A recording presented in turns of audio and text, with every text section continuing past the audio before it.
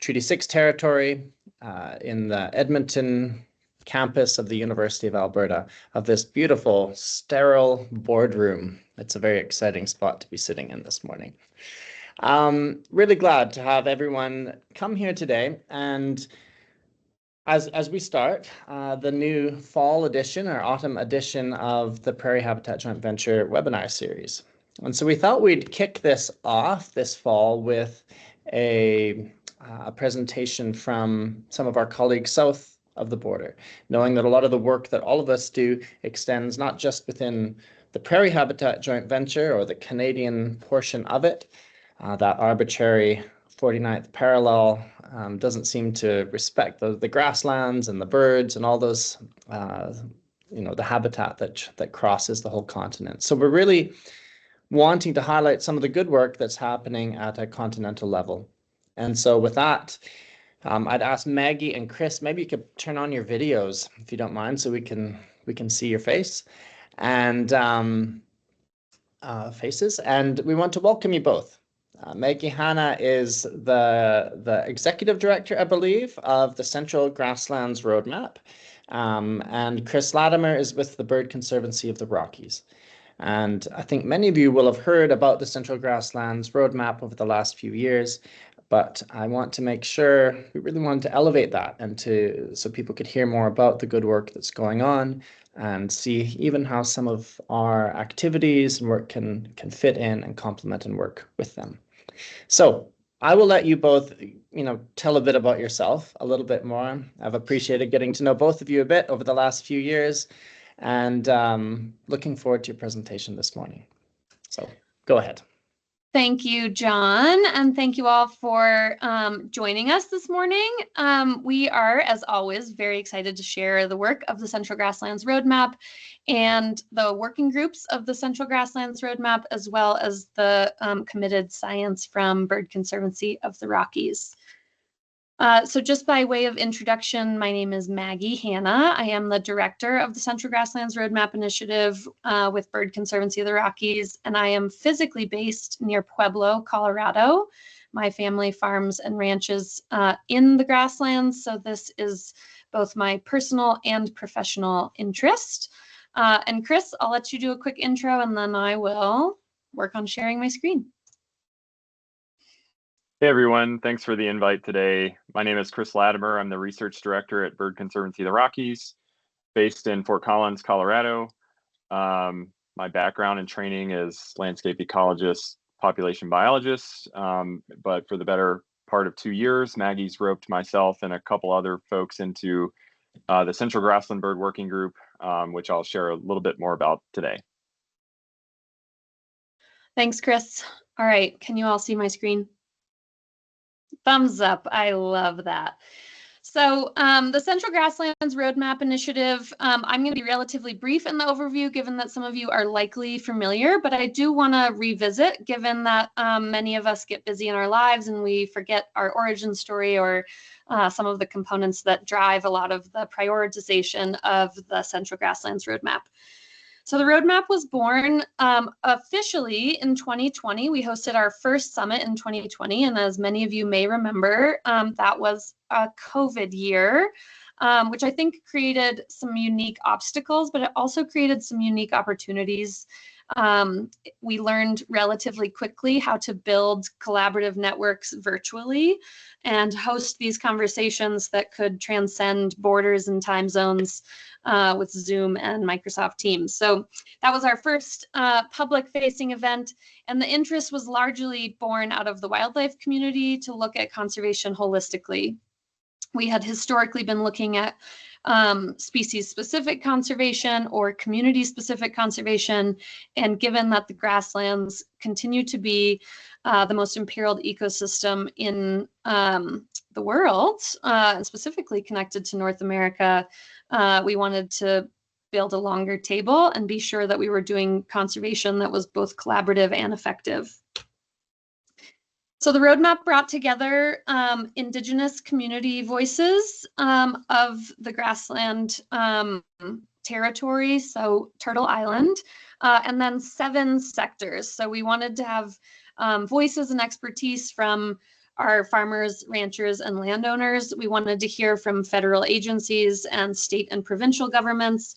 We wanted to hear from our nonprofit and non-governmental organizations, our philanthropic entities who had an interest in funding conservation efforts, academia and state agencies, and then we also needed to hear voices from industry, what is driving a lot of conversion, what solutions may be, and making sure that those voices are represented in the work that we do collaboratively from Canada to Mexico.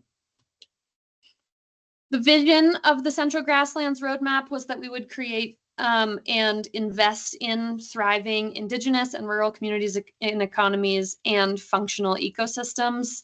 I won't read all of this slide to you, as I trust you all are expert readers yourselves, but that we wanted to see people as a component of grassland conservation and communities as a component of grassland conservation, as well as the biological and ecological benefits of the working natures of grasslands and habitat.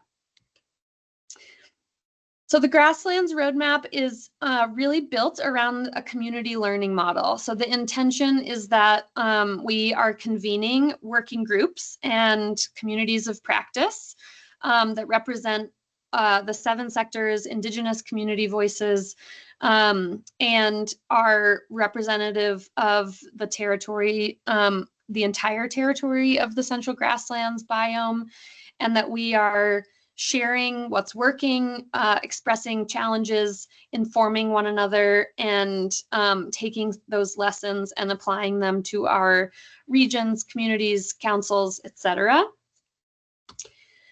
And this slide, I always joke, is a tough slide for people to see because it's pretty complex, but the model of the Central Grasslands Roadmap is that we function through a constellation governance model. So there is not a single hierarchy. There is not necessarily like I am really more coordinator than a director, in that I am just intended to convene partners and make sure that their voices are equally represented. So these are the working groups of the Central Grasslands Roadmap, and partners often appear in 1 or 2 or 3 of these working groups. We do have a steering committee that is intended to make sure that we continue to create effective solutions and deliverables, and that we are moving forward with outcomes. This is a slightly different way to look at it, but the steering committee and advisory council help drive the intention behind the working groups and the communities of practice.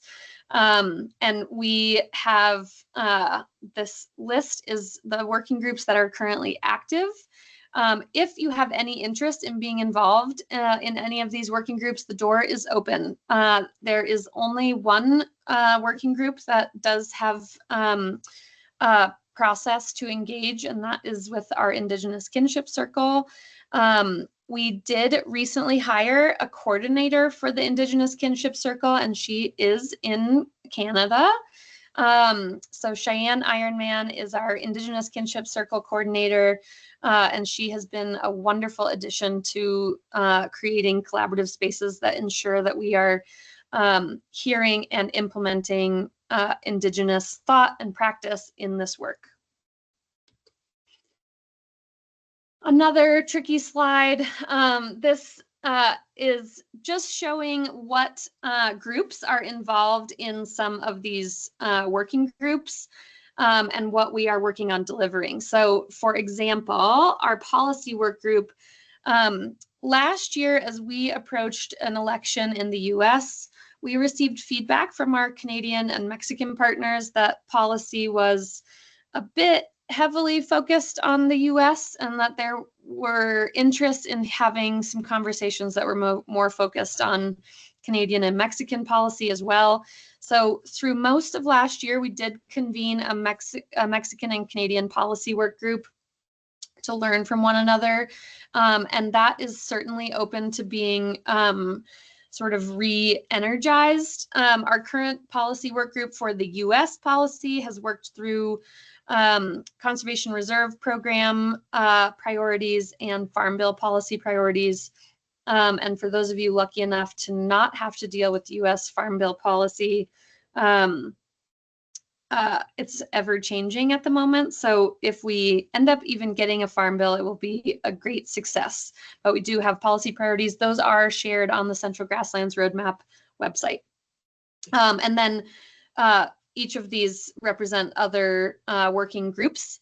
So communication, some of the deliverables that have come out of our communications work group are the Grasslands and You campaign. This is available in English and Spanish.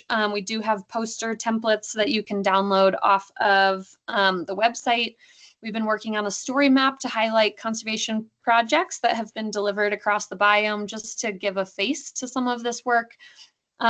We are a partner to a Grasslands communications campaign here in the US. And again, with input from our Canadian partners, there was a suggestion to adjust the apostrophe. So the apostrophe would fall after the S in America's Grasslands, and that we might be able to have some Canadian engagement as well. The three strategy areas for the Central Grasslands Roadmap are to create strong partnerships. Like, really, the key deliverable of the roadmap is building this collaborative network of partners who are aware of one another, working together when possible, collaborating, and strategy area 2 is refining funding and policy initiatives. We did support Birds Canada in their policy paper last year, but we certainly have opportunity to do more to support our Canadian and Mexican partners in that space as well. And then prioritizing research, benefiting conservation and communities, which is one of the pieces that I will hand off to Chris, as he has been leading this interdisciplinary group of scientists and experts on the development of some robust conservation delivery prioritization tools. One of our key deliverables that has been really useful for partners was this assessment map. This was a compilation of the plow print data facilitated by WWF, World Wildlife Fund, and woody plant encouragement data from the University of Nebraska-Lincoln and several of our other academic partners. It identified core grasslands, vulnerable grasslands, and converted grasslands, and this was intended to help bring some better awareness to where we have opportunities and what types of conservation can be delivered in specific communities. And one thing I will share, and I'm happy to share the link to this, but Montana's Pheasants Forever program did utilize the assessment map and built out their annual report through this so that they could actually report back on the number of acres that they had impacted in core grasslands, vulnerable grasslands, and converted grasslands, which is incredibly helpful as we look at where conservation work is actually being delivered. This is the Grasslands and You poster, which all of you have access to, and we have some hard copy prints as well. I will be in Canada in October. I'm happy to bring some if anyone will be at the Wildlife Society meeting in Edmonton. We also worked with WWF on Engage the Range, which is a high school curriculum that is available to anyone who's interested, but it helps teachers teach about the value of grasslands and intact ecosystems, what habitat they provide, what they are providing in terms of ecosystem services, etc. Some of the other pieces we have been working on, and I will just share that some of these have been uniquely challenging, and if any of you are working on similar projects, I would certainly love to hear about them. One of our biggest obstacles is that we do not have an effective tracking mechanism to track conservation delivery across the US, Canada, and Mexico. And the Conservation Efforts Database was our sort of bright shining light. It was funded in part by the US Fish and Wildlife Service and the US Geologic Service. And unfortunately, the current administration has slowed some of that conversation down a bit, but they had been open to facilitating Canadian and Mexican data in that tool so that we could actually see the entire biome in full. Then I do want to note that Canada has a working group of the Central Grasslands Roadmap. I see some of you maybe here on this call, but we have one of the places where we've seen the most success is where we can step the priorities, the high-level priorities of the Central Grasslands Roadmap at large into regional spaces.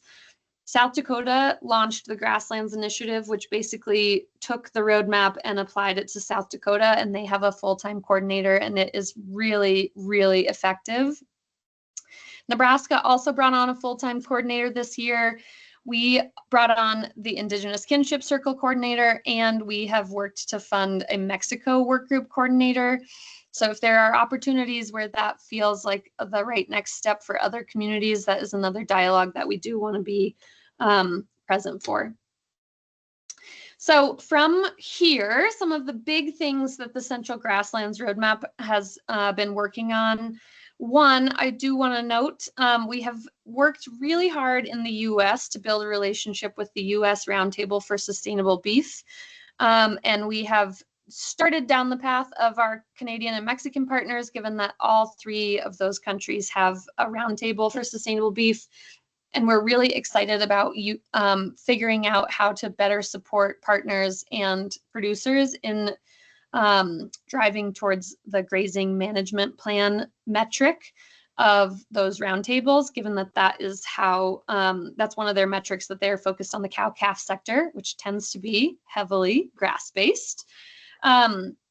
We are planning to host a 2026 summit in alignment with the International Year of Rangelands and Pastoralists. We intend to host that in November of 2026 in Chihuahua City, Mexico. And so if any of you are interested in being part of that, mark your calendars. I should have a date here shortly. We are working through convention center dates at the moment. We will continue to push on the US Farm Bill and trying to protect some of our international funding commitments through migratory species funding. And then we are also starting down the process. We intend to have a refined roadmap release in 2026, also in alignment with the International Year of Rangelands and Pastoralists. The Indigenous Kinship Circle did provide some incredible input on how the roadmap could be refined to better reflect Indigenous experience and Indigenous knowledge, Indigenous priorities for grasslands and communities. And so we are working through that, but again, that will be open to the general public as we work to refine a document that works for the entire biome. And with that, I will turn it over to Chris.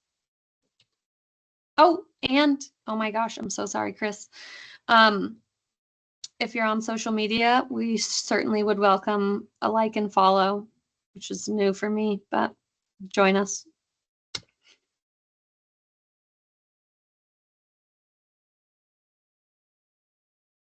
All right, thanks, Maggie.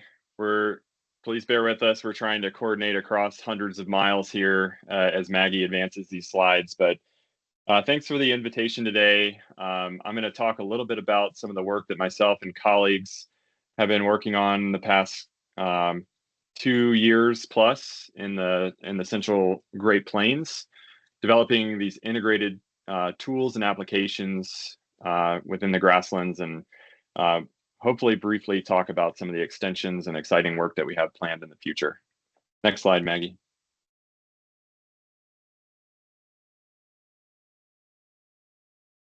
So for those of you that may not be familiar with us, Bird Conservancy is a small to mid-sized nonprofit conservation organization. Our mission is to conserve birds and their habitats through a combined approach of science, land stewardship, and education. And we work from the Intermountain West, from the Rockies to the Great Plains, from Canada to Mexico, so covering a large geographic area. Next slide, Maggie.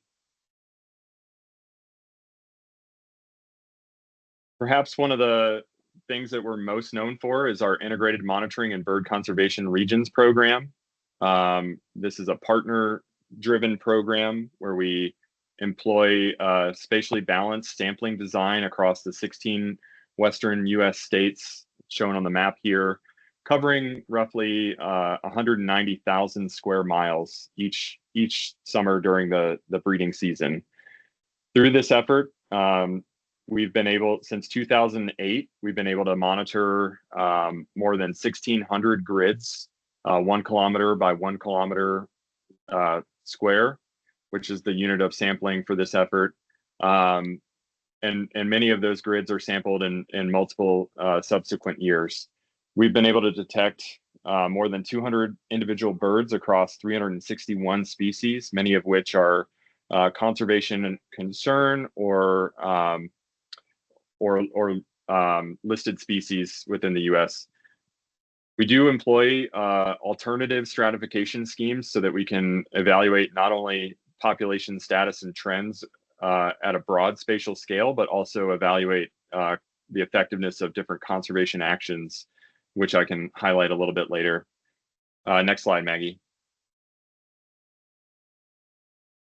So over the past 6 to 9 years, recognizing, as John mentioned in the beginning, birds don't necessarily conform to the geopolitical boundaries that we set for ourselves. And so we've implemented an analogous monitoring program south of the border in southern US states and into Chihuahua, Mexico, or the Chihuahuan Desert region in Mexico, covering large portions of bird conservation regions 34 and 35 within New Mexico, West Texas, and the Chihuahuan Desert in Mexico.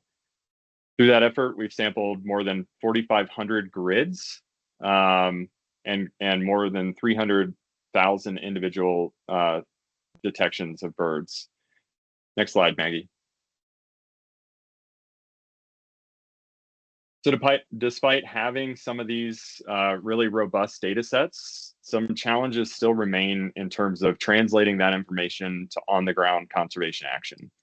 And these include, but aren't limited to, geographic and taxonomic coverage. Some of the sampling methods don't always capture the species of interest, even though they capture a lot of species.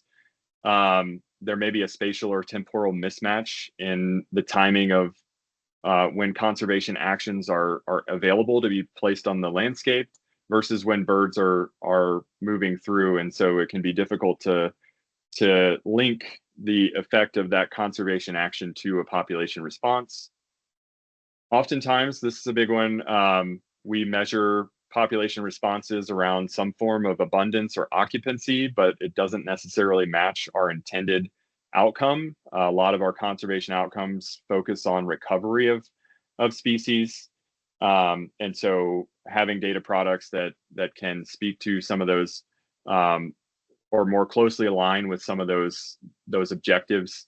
And then lastly, a suite of issues around the lack of coordination across the full annual cycle as birds migrate, and some of the efficiencies in allocating those limited funding resources. And then, a big, often overlooked component is integration of social or human dimensions, which can be as important, if not more important, than the ecological side of the equation for getting conservation on the ground. And so at the end of the day, go back, Maggie.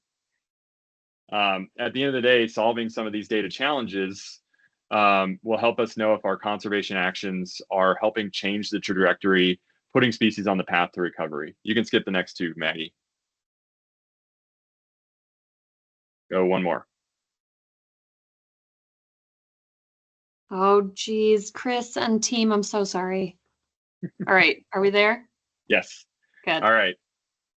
So in the Grasslands, Maggie did a great job teeing this up. The Central Grassland Roadmap Initiative was created to help address some of these data gaps and shortcomings by bringing together those diverse nations and sectors across different social, ecological, and landscape contexts. And its goal is really to provide that biome level guidance that strengthens the collective capacity of grasslands conservation. And as Maggie highlighted, much of this work happens through dedicated working groups that tackle pressing questions or concerns related to one or more of these different spheres. Next slide.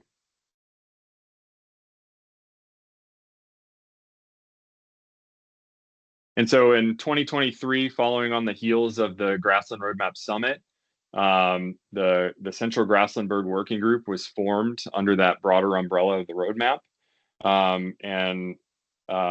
Over the past couple of years, we've received generous funding from the National Center of Ecological Analysis and Synthesis to really start this working group and bring the folks together. This is a multinational coalition with representatives from the US, Canada, Mexico, and Indigenous First Nations. And we were really intentional about who we engaged in this process, not just the logos that are shown on the slide here, but bringing diverse talents and perspectives to the group, ranging from range economists, rangeland ecologists, climate scientists, population biologists, social scientists, and communications coordinators. Next slide, Maggie. And so our overarching goal was to develop a roadmap of sorts, or a strategy that will help us achieve stable or increasing populations of steeply declining birds by 2040.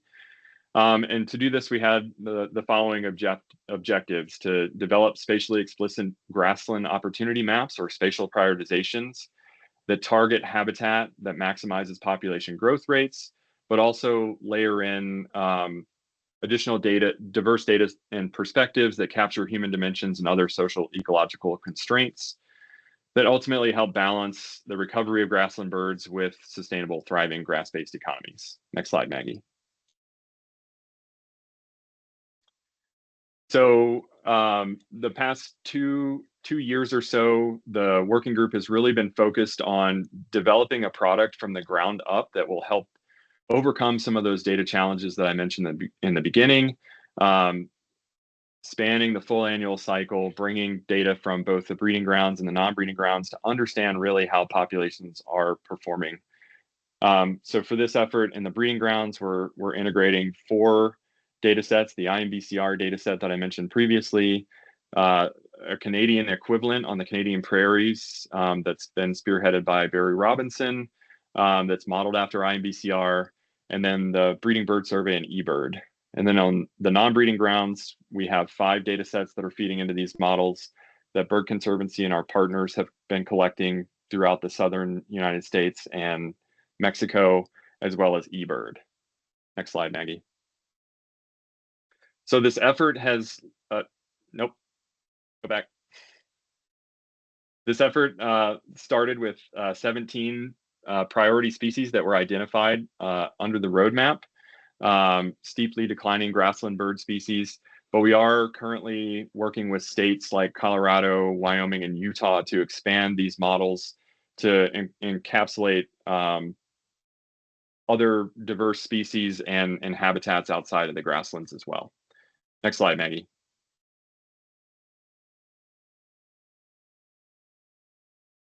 And so currently we have data products developed for those 17 focal species. The QR code will link to a data share where you can download the maps that we've produced to date. Currently, we've only released aggregate maps for combinations of focal species identified within each bird conservation region, but we do plan to release individual species maps either later this year or early into 2026. And that full data release will include population density, population growth rate. So one of the novel contributions of these models is that we can move beyond just density and estimate population growth rate, as well as a combined metric, which we're calling relative contribution. And the way that we like to interpret that, the map shown here, that color gradient going from dark green with a maximum value of around 4, those places are on the landscape are roughly 4 times more likely contributing to a growing overall population, whereas the opposite end of that spectrum, those dark pink areas, those places are 3 times more likely contributing to a declining population. And so it can sort of give a sense of where those population sinks or cores might reside across the landscape. Next slide, Maggie. And so the last thing to note about these models is that along with those estimates of those 3 population metrics for each of those species, We can also estimate the level of uncertainty in those predictions. And so the map here gives an example of that. Those bright yellow areas are places that we have greater uncertainty in our predictions. And whereas those darker blue areas, we have more confidence in our predictions. And so this can be another piece of information as folks are looking to prioritize efforts across the grasslands, focusing in maybe on those places that we have greater certainty. Next slide, Maggie. And so here's just an example to highlight one of the aggregate data products. This is for the four species shown at the top here, combined into a single model and mapped across the whole geography. Next slide, Maggie. So as we're releasing these data products, I did want to spend a little bit of time talking about potential applications for opportunities that we see could be of interest or value in helping step some of these data products down to either convey the impacts that our conservation actions are having or help inform conservation. And so this isn't meant to be an exhaustive list, just to get some juices flowing for how these data products might be used. And so what I'm showing here is a map showing the northern breeding range for population growth rates for Baird sparrow and Sprague's pipit. Those blue polygons represent priority waterfowl conservation areas from the Prairie pothole region in Canada. This layer was obtained by Andrew Redicke, who is interested in understanding potentially how grassland birds were performing within these investment areas versus outside. And so this is just an example that we put together for fall flights. The summarization charts on the right, stable populations are indicated by that dashed green line going across the screen. And you can see for that top graph, Baird sparrow populations are relatively stable outside of those wildlife or waterfowl priority areas, but with a little bit more uncertainty, whereas inside populations appear to be doing well. They're growing at a decent rate within those waterfowl priority areas. Sprague's pipit appears to be performing quite well both within and outside, and this may be just due to the fact that this is capturing the core of this species breeding range. Next slide, Maggie. Some other potential applications, we've received some feedback from partners that there's some hypotheses that maybe some of these steeply declining species could be contributed to the rise of heavily infested areas of invasive annual grasses, such as ventonata grass. The distribution map shown here, and we can layer this information on some of those population data products that I mentioned earlier, do those summarizations just like we did for the waterfowl priority areas, and look and see how populations are performing in places where we have higher infestation rates versus maybe adjacent places that have lower infestation rates. We can do similar applications for pesticide management, brush management, conservation reserve program, improved grazing management. Regardless, having more local information on specific conservation activities that folks are interested in will help step these data products down from the biome scale to inform local management. Next slide, Maggie. And so a final application example that I'll highlight is one that the Grassland Bird Working Group is actively pursuing around developing future scenarios for actionable planning. And so what I mean by that is in an idealized world, we would have mapped out across this biome scale all of the conservation actions that folks are taking. And so that would be an example of what Maggie and the roadmap is trying to do, putting together the conservation effects database in a way that we could spatially prioritize the best set of actions to take in certain places that would maximize the return on investment on our conservation investments. But without such data currently, we're turning to a scenario-based approach where we seek to understand how populations might respond to plausible possible or likely future conditions. And it developed around spatial patterns of risk. So the map on the right here shows one example of a spatial pattern of risk or pressure from agricultural conversion. And we anchor assumptions around what levels of habitat loss or restoration might be plausible, likely, or feasible in the future, based on conversations that we've been having with the joint ventures. And the two pressures we're focusing on initially are woody plant encroachment and agricultural conversion. And so just to solidify what this scenario-based approach looks like, next slide, Maggie. If we were to ask what would happen if we were able to increase restoration across the landscape by X% using practices like the Conservation Reserve Program or easements, how would populations perform? Next slide. Relative to what would happen to populations if we continue losing grasslands on the same trajectory as historic loss rates. And then finally, next slide, what would happen if we experienced accelerated losses through shifts in policy, like Maggie mentioned, the Farm Bill going away, and those types of things. And so next slide, once we have this information, we can then select the best scenario that helps us achieve that objective. But not all acres are created equal. And so understanding where spatially to optimize conservation investments that increases the efficiency and effectiveness of those investments is critical. But as you can imagine, in a landscape dominated by private land ownership, understanding the social capacity or the willingness of individuals to engage in voluntary conservation actions, as well as the conducive administrative conditions that define existing resources or structures that facilitate coordinated action are really important to this process.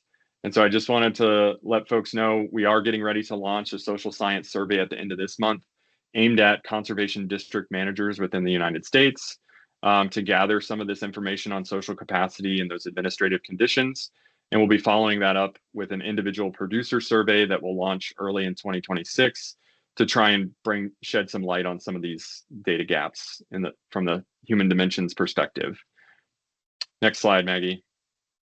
And once we have all these pieces of information, we're combining them together within a systematic conservation planning framework to spatially prioritize the best places for investments around those pressures of woody plant encroachment and agricultural conversion. And so this map just shows an example of what a spatial prioritization looks like. Those brighter yellow areas are consistently selected as important, whereas those dark blue areas were never selected in an optimal solution given the objectives that we have of achieving stable populations in addition to some of those socioeconomic constraints. And what's nice about these graphs or maps is that they provide a scalable way to interface between acre targets and objectives and population targets and objectives. So next slide, Maggie. So what that looks like is we can do a summarization within and outside of those prioritized regions. So for example, if we were to run a scenario like the no net loss scenario highlighted on the previous slide, if we were to look at outside of those prioritized regions, we start in 2023 with roughly 4 million birds and end in 2024 with 3.2 million birds. So the populations declined by roughly 18% within this geography over that time horizon. Whereas if we were to only focus on those prioritized pixels, it's a much lower land area. We start with fewer birds, 1.1 million, but the population grew by 36% over that same time period. And so what this suggests is that under that no net loss scenario, we still don't meet that target objective of stable or increasing populations by 2040. And so more aggressive measures are needed, working with folks and organizations outside of those prioritized areas. Next slide, Maggie. And so a lot of what I've been talking about so far in the work of the Grassland Bird Working Groups has been focused on developing full annual cycle models, but it really only includes data from a subset or a snapshot in time, both in the breeding and non-breeding grounds. But what happens in between during migration is still largely a black box. Next slide, Maggie. And so I wanted to spend a little bit of time talking about some of the work that we're doing with the MODIS network with partners throughout this geography. MODIS is a global automated radio telemetry network. Next slide, Maggie. Here's an example of one of these stations, these yellow dots on this map. This comes from the Dimmitt unit of the Ply Lakes Wildlife Management Area. This is a station that we put up. And if a tagged bird or animal tagged within the MODIS network passes within roughly 15 kilometers of this station, that individual's information will be picked up. We'll know where it came from, where it's going, how it uses the habitat across the landscape, and so forth. Next slide, Maggie. And so this is just to provide an example of the type of data that we're getting from the MODIS network. You'll start to see these colored dots populate this animation. Each dot represents an individually tagged chestnut-collared longspur that we tagged in South Texas in 2023. And you can see the different trajectories that they take going up to their breeding grounds in Montana and Saskatchewan. Next slide, Maggie.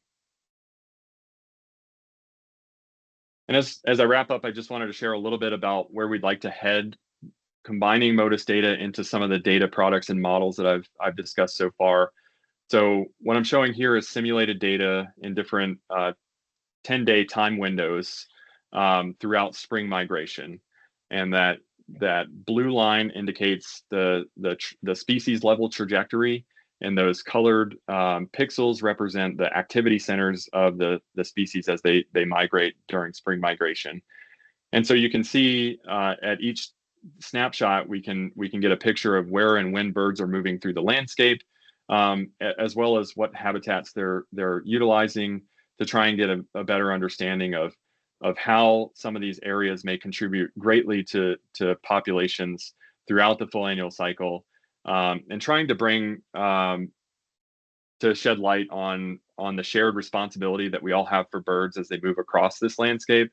As John mentioned in the beginning, birds don't necessarily conform to these borders, and so shedding some light through these data integration processes will help better make some of those informed decisions across and help allocate limited resources across the full annual cycle. Next slide, Maggie. All right, so I want to end where I began, highlighting some of the data challenges that exist from taking data out of the field and putting it into on-the-ground conservation. Hopefully I've convinced you that some of the products that we're working on with the roadmap and as part of the Grassland Bird Working Group can help overcome some of these challenges by including a broader geographic and temporal coverage, maybe including robust estimates for species that historically we've struggled to get estimates for. The response moving beyond just density, but also quantifying spatially explicit variation in population growth rates to help understand how we can push species towards recovery. And then hopefully through the next phases of this work, improving coordination across the full annual cycle. And especially one of the things that we're really excited about is integrating some of that human dimensions, social economic constraints into these frameworks so that we can help optimize across multiple objectives. Next slide, Maggie. And with that, happy to entertain any questions. I have a QR code. The one on the left will go to the data share, where you can download those maps that I mentioned previously. And the one on the right will take you to a webinar that we put on through the Grassland Roadmap that details a little bit more of the social science process and some of the data that we hope to gain from that. And the password is linked there as well. Great. Well, thank you so much, Chris, and thank you, Maggie. We'll give our virtual round of applause. So I'll do it this way, but if the rest of you want to put your little motions on and get it going, thank you so much. We appreciate this perspective, and since I've met both of you and have heard and been part of the roadmap, as well as the work that the Bird Conservancy of the Rockies have been doing. I've been so impressed by the breadth and the depth, and as well as the collaboration that you've all brought together. So that really came through today as well. So thank you. Now we do have some time for questions, and I believe I saw Carolyn Godet, your hand went up. So if you want to just raise your hand or type it in the chat. And if you'd like to turn your video on when you ask the question, then they can see right into your eyes and your intent. So that's always nice too. So Carolyn, did you want to go ahead?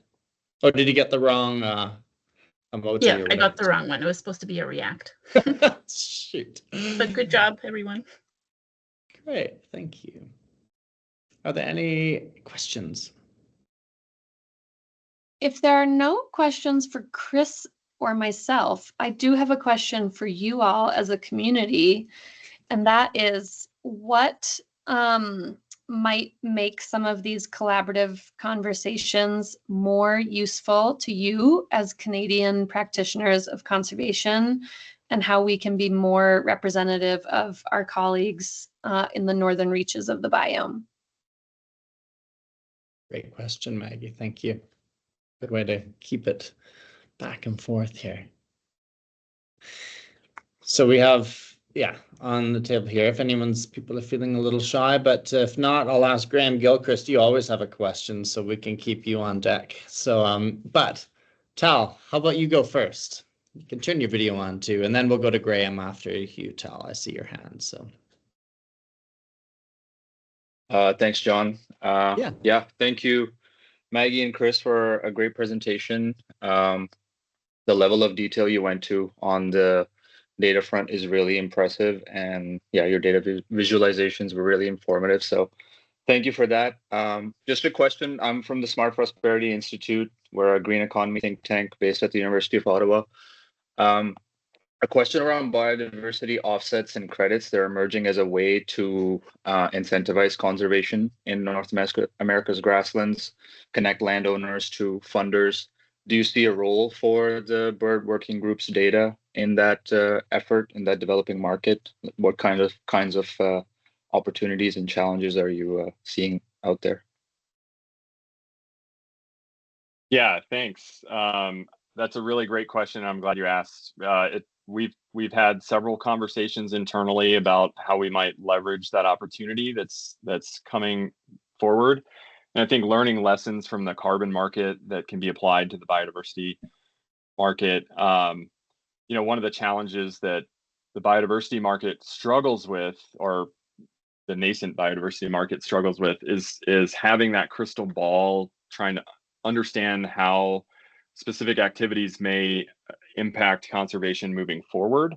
And I think, with some of the work that we're doing in this next phase, doing some of those forecasts, predictions, we can start to understand some of that and give investors more solid understanding in combination with some of those maps of uncertainty, right? So that investors can feel more confident in their returns for what gains we would expect to get from some of these conservation investments. So it is something that I'd like to explore a lot more. And so maybe we could follow up offline. I'd love to start that conversation. Yeah, that would be great. Thank you. Thanks, Tala. Thanks, Chris. Oh, Maggie. Well, I may just add, given that many social scientists are here, I think the other piece here is Chris's work with these data points, I think, are an important component to some of the market opportunities. But I also think there are social and cultural labors to be done with getting producers and communities to feel comfortable with their data being represented in a way that might have a market opportunity. So I do think while we are getting closer to having realistic opportunities, there's a lot of work. People are very hesitant to share data, even when some of it is accessible elsewhere. Yeah, completely agree. Those data sovereignty principles are really key in this effort. So really great point to consider. Great, thanks for that question. Moving to you, Graham, and then I see Jeremy and then Pete. So, Chris, Maggie, thank you very much for your time this morning.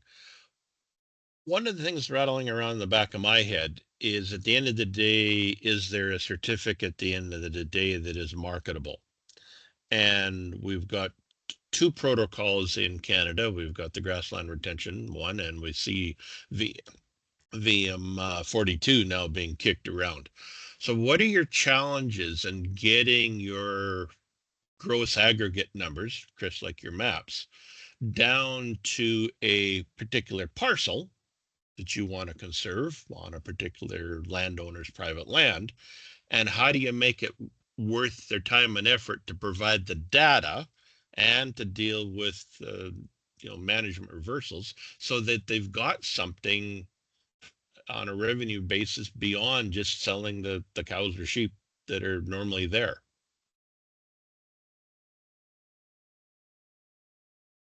Yeah, that's a great question. The data products that I've shared today are at a 1 kilometer resolution. That's kind of the finest that we can feel confident in our predictions. But I mentioned our IMBCR monitoring framework. We do have that sort of alternative monitoring scheme that allows us to evaluate the effectiveness of conservation practices at that parcel or ranch level. That through time we can sort of robustly quantify population responses. Audubon Conservation Ranching Program is using the IMBCR data within their aggregate bird friendliness index that they're using to communicate with investors about opportunities for grassland bird conservation. And I think the challenge that we struggle with goes back to what Maggie was saying about data sovereignty and the willingness to share some of this information. One of the things that we've struggled with Audubon evaluating some of those effectiveness metrics is we don't have very detailed information on the specific practices that producers are implementing. And so that is a challenge that we would have to overcome for things like this. okay, thanks for the question, Graham and Chris. And maybe we'll follow up just to let the others in too. But actually, this would be a good one to follow up with Chris and Graham, actually, because some of the work we're doing up here with Graham too. So great. Thank you.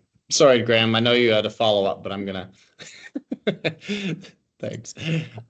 Jeremy Hogan, and then Pete Joyce, and then Sam Robinson, and that's probably going to take us to the end. So I got those ones. So Jeremy. Tough moderator today, John. Thank you. Good to see you, Chris and Maggie. How you doing? You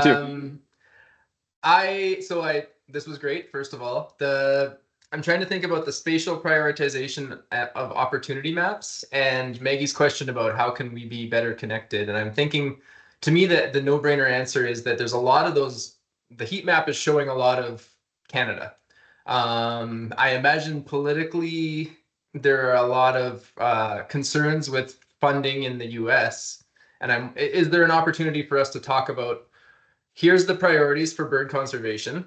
A lot of them are in Canada. There's a lot of private US capital opportunities that would like to fund, let's call it sticky conservation, or maybe more likely to succeed conservation.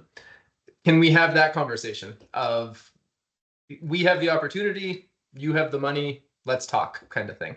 I would also like to know, like, knowing where the opportunities are. I really like that map that showed day 10, day 20, day 30, etc. of the migration pattern. What is the opportunity? Is it habitat conservation? Is it certain BMPs? What is it? And where should it be applied? And then how do we pay for it? I think that's the conversation. And I think that's exactly what the roadmap could be a vector for. Maggie, do you want to take that one? Well, I want to say thank you. Yes, I think a lot of those components are definitely potentials. And I think the big piece for US capital, I think, is making sure they understand the connectivity is so vital. So I do think there are opportunities, and the roadmap is absolutely happy to try and be a space where some of those opportunities can be convened. To your questions about maps, I will leave that fully in Chris's court. Yeah, Jeremy, I think it's a great question, and I agree. I think there's a lot of private investment that could be tapped into, and I think the opportunity is through the roadmap and the efforts that Maggie and others have put into sort of convening that diverse cross-sector multinational coalition. The maps with the temporal windows, just to highlight, that work is currently unfunded. It's just something I put together for this talk to show, how the models that I shared could be expanded to integrate that MODIS information so that we can really start to get at some of those questions about what is it, BMPs, et cetera, throughout the full annual cycle, not just taking a snapshot view of what happens during breeding or non-breeding grounds. Yeah, fantastic. I guess if there's an opportunity to make Canadian specific versions, that would be super cool and super useful. And I can start to find Canadian capital while Maggie finds me American dollars. Okay, I'm happy to be your match. Perfect. Thank you. Very strategic, Jeremy. Well done. Where are you, Pete? You disappeared. Pete Joyce. Hey there. So I'm Pete Joyce. I sit in Regina, Saskatchewan. I'm with provincial government here in our lands branch. I've been helping to lead work on a provincial habitat management plan and a provincial mitigation framework. A lot of the information you presented is super exciting to me. It would stack very well on the kind of work we're doing to prioritize landscapes for conservation and focus effort in terms of how we permit and license activities on the landscape. So just to respond to your question, Hannah, a little bit, sort of how do you connect to Canadian organizations, partners, agencies?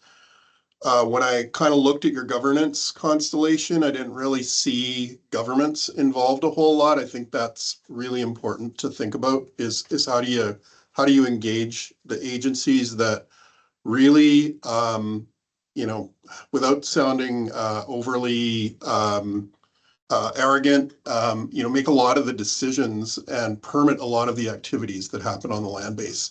At the end of the day, they're going to be the ones that either help you or kill you kind of thing. So it's making those connections and, how do we get some of the agencies that sort of have say over policy and regulation and how that's applied into your governance constellation. So what you're presenting is really exciting. It's all new to me. I'm sure there's colleagues in my ministry that are more familiar with it already. But I'd say sharing that out and doing kind of communication engagement about what you guys are doing and kind of selling it up to provincial agencies that have that conservation mandate would be really, really helpful. I see some really exciting opportunities in this. I'd love to talk further about it. So that's just a suggestion that I'd offer, I guess. I think a big chunk here to kind of echo what Jeremy was saying, we got to figure out the money part and how to cost share on activities across international borders because we're dealing with an international resource in terms of the biome, the species, all of it. So that's challenging right now. Obviously, we've got to resolve that somehow. And I don't know if there's maybe ways to leverage existing partnerships like NAWAMP that have been in place for a really long time and have operated quite successfully across borders to try to bridge that gap a little bit. So another suggestion, right? We need to build partnerships, I think, around this and engage Canadian organizations and agencies in that. So really enjoyed your presentation, really interested in the information presented, see tons of application in my corner of the world. It's like a little sort of micro versus macro scale kind of a thing to me that we could really collaborate on quite effectively, I think. So lots of cool opportunities. Our provincial agencies are going to want to remain autonomous and have say. Elected governments want to have say over, you know, what policy is and what regs are and so on. So having a way to engage the provincial agencies that you know really have a lot of influence is going to be really key. And I don't have a perfect silver bullet way to overcome that, but I think that's a missing thing in your governance constellation there. So that's me. Pete, thank you so much for those comments and thoughts. I do want to tell you, just as a warning, I come from a community that if someone has a good idea, they become the chair of the committee. So I will follow up with you and look forward to utilizing your I've learned network. to hide from that. Okay. No, But Pete, yeah, happy I to heard talk him. further. Yeah, Happy to talk further. And you I know, heard- this is the kind of stuff, I've been an active member of the PHJV policy committee in the past. And so John and I and others on that committee have talked around these kinds of things a lot. And so John's a really good guy to involve in discussions that as well, just to throw him under the bus. Anyway. I heard Pete volunteer, but no, that's a very good comment, and I hope that really helps you as well, Maggie. And for everyone on here too, there is even this afternoon, there's the Canadian Working Group is meeting at 1 p.m. today, Mountain Time. So Christian Artuso leads that from ECCC. So that's something, if you're interested as well, I think reach out to me or Maggie or Christian. We can chat about that. Sam, I like you. I'm really sorry. Do you want to have like a short one? But we are past time and I want to honor people's time. So if you do have to take off, please feel free, and thank you for coming. But a little quick one, Sam?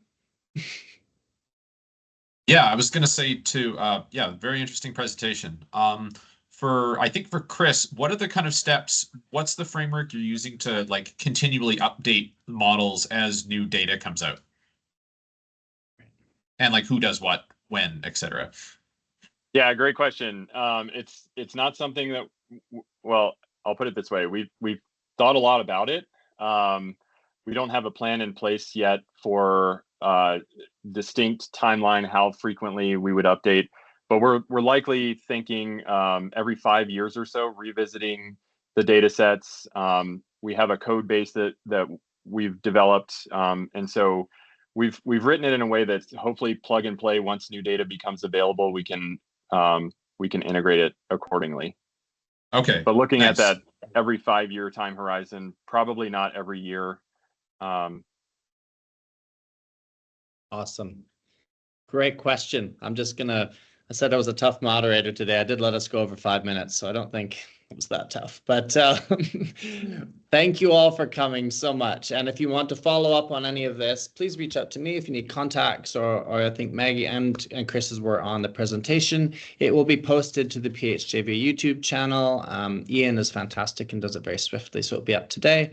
Thank you to the presenters, Chris and Maggie. So great to have you on today. We really appreciated it. Have a good rest of your day. And to everyone else, thank you so much for coming. Okay, see you next month. Thank you.